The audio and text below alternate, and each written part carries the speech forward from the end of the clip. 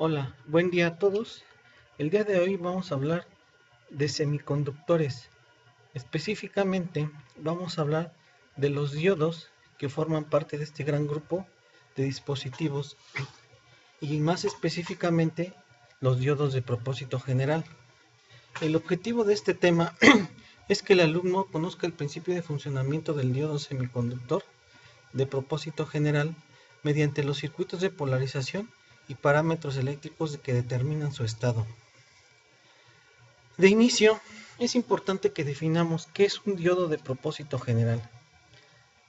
Un diodo, básicamente, es un dispositivo eléctrico constituido por dos capas semiconductoras extrínsecas, una tipo P y una tipo N, que en conjunto conforman un diodo donde su función principal va a ser la de controlar el flujo de la corriente eléctrica.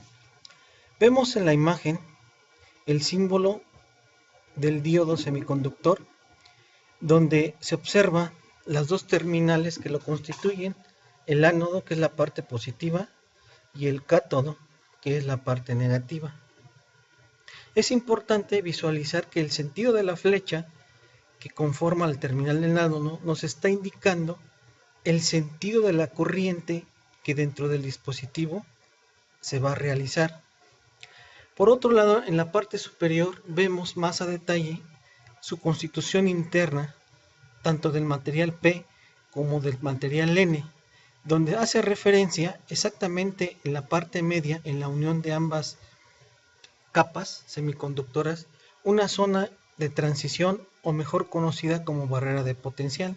En esta zona se lleva a cabo una recombinación de portadores, tanto de la parte positiva como de la negativa, y como vamos a ver más adelante, es una zona importante a vencer en el momento en que el diodo empieza a conducir o deja de conducir. De primera instancia tenemos un circuito de polarización directa. Un circuito de polarización directa, entenderlo es muy sencillo. Únicamente hace referencia a que físicamente, teniendo un diodo de propósito general, nosotros conectemos su terminal positivo al positivo de la batería, como se ve en la figura, y el negativo del terminal del diodo al negativo de la batería. Esto es decir, una polarización positivo a positivo y negativo a negativo respecto del diodo hacia la fuente externa de conexión. Cuando nosotros hacemos esto, lo que logramos es empezar a reducir esa barrera de potencial que ya mencionábamos, de tal forma que a medida que nosotros incrementamos el nivel de tensión sobre las terminales del diodo, llegará un momento en que la vamos a vencer. Y finalmente esto nos genera una circulación de corriente de positivo a negativo de manera interna del diodo. Cuando nosotros tenemos esta situación, decimos que tenemos un diodo en polarización directa y que además, eléctricamente hablando, tenemos un equivalente a una resistencia muy baja o simplemente un cable directo de positivo a negativo en donde la corriente empieza a fluir sin mayor resistencia. Por otro lado, la polarización inversa de un diodo nos habla de una conexión totalmente opuesta a la anterior, es decir,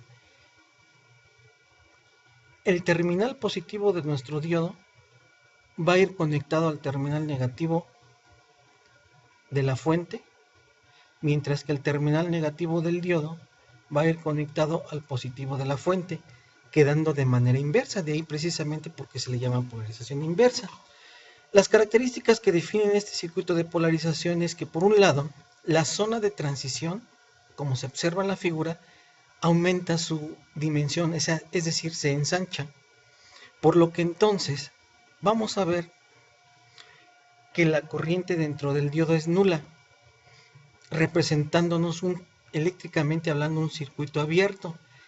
En este instante, en este tipo de circuito de polarización, se dice que la corriente es totalmente nula, aunque ahorita vamos a ver más adelante unas gráficas donde hace mención que sí se logra una pequeña corriente llamada corriente de fuga, que se va a deber a los portadores minoritarios de ambas capas positiva y la negativa. La pregunta es, ¿en qué momento exactamente conduce? Bien, sabemos que como capas semiconductoras, la base de la construcción de ya sea positiva o negativa puede ser a base de germanio o a base de silicio. Posteriormente, con el dopaje y todo el proceso de fabricación de las capas, pues obtenemos finalmente una positiva y una negativa, que como ya mencioné en un inicio, la unión de estas dos nos da el diodo. Cuando nosotros hablamos que tenemos un diodo de propósito general fabricado en base a germanio, se dice que el punto de operación o exactamente el nivel de voltaje o tensión en el que el diodo se dispara, es decir, empieza a conducir corriente, como se ve en la gráfica, es en 0.3 volts, que para el caso del silicio son 0.7 volts, y respectivamente, cuando nosotros polarizamos un diodo semiconductor de manera directa hacia una fuente externa, vamos a ver que específicamente para el germanio en 0.3 volts y para el silicio en 0.7, este diodo va a empezar a conducir y circulará una corriente de manera directa dentro del dispositivo. Algunos parámetros eléctricos importantes que hay que cuidar para su funcionamiento e incluso determinar si el dispositivo es el adecuado para la aplicación que yo voy a requerir, pues es como las que vemos ahí. Tenemos ejemplo de dos series, la serie 14007 y la serie 14148.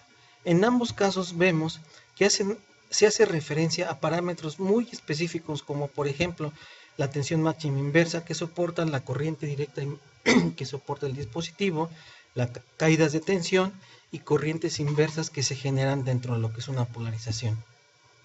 En ambos casos, en ambas series, vemos la importancia de poder determinar este tipo de parámetros para su utilización y por otro lado, saber si el diodo que estamos utilizando es el adecuado. En base a esto tenemos las siguientes gráficas de comparación. Por un lado ya veíamos que un germanio tiene un voltaje de disparo en 0.3 mientras que un silicio en 0.7. Hablando en términos de corrientes de fuga, vemos que el germanio tiene una corriente de fuga del orden de los microamperes, mientras que el silicio tiene de los picoamperes. Esto data de que finalmente nosotros en la práctica decidamos cuál es el más conveniente. Las corrientes de fuga pueden ser o no un parámetro que afecta a nuestro circuito de aplicación. Todo va en función precisamente de eso, qué aplicación estamos utilizando. Como limitaciones, hay dos bien importantes que remarcar en este tipo de dispositivos. La tensión inversa que puede manejar, mejor conocida como el BPI, y la corriente máxima en sentido directa que puede soportar el diodo semiconductor. Estos dos parámetros, por lo regular, en la práctica siempre son de los primeros que hay que consultar para posteriormente, en conjunto con otras situaciones, nosotros definamos si es el dispositivo correcto o no. Finalmente, aquí tenemos una serie de tipos de diodos que en general salen de lo que sería el contexto de un diodo de propósito general. Sabemos que todos los semiconductores tienen un código, una clave que los identifica. Y específicamente hablando del diodo, aquí tenemos varios ejemplos que nos hablan, por ejemplo, los dos primeros de diodos de propósito general, incluyendo el tercero, y posteriormente hablamos de diodos de aplicación especial como el diodo LED, diodo Zener, el Schottky, el Varicap, el GUN, el túnel y los fotodiodos. Todos estos son diodos, pero de acuerdo a su aplicación tienen un principio de funcionamiento diferente. Hoy acabamos de ver específicamente uno de ellos, que son los de propósito general.